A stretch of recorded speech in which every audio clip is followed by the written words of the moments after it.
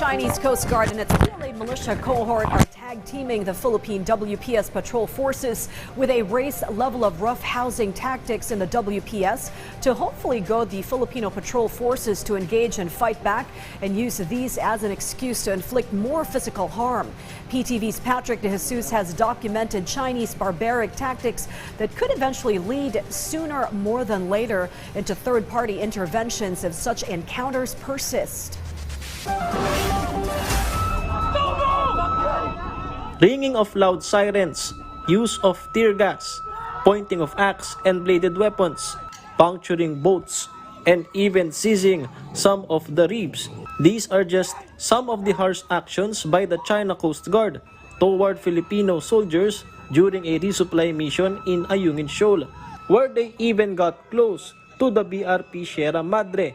The AFP calls these actions barbaric. I call them a band of barbarians.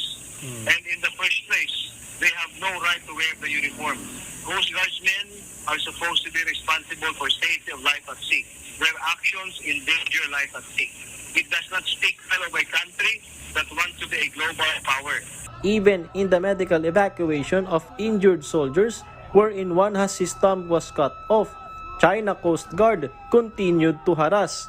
In this video provided to PTV News, Hubei-class missile boat of the Chinese PLA Navy was seen. They even tailed the rib of the Philippine Coast Guard. The said missile boat conducted dangerous maneuvers with other CCG ribs also doing harassment, and a large wave of water hit the rib of the PCG. Wait here. Okay. In the meeting point of the Medivac 6 nautical miles from the Ayungin Shoal, China Coast Guard ribs maintained a close distance. A Chinese hospital ship was also on standby. Until the injured soldier was brought to PCG ship, the BRP Cabra, still the presence of Chinese ribs, fast craft loomed large, and China Coast Guard ship. It is really very unfortunate to note that even that humanitarian purpose of evacuating our wounded, may ganun pa rin pong actions na ginawa itong CCG.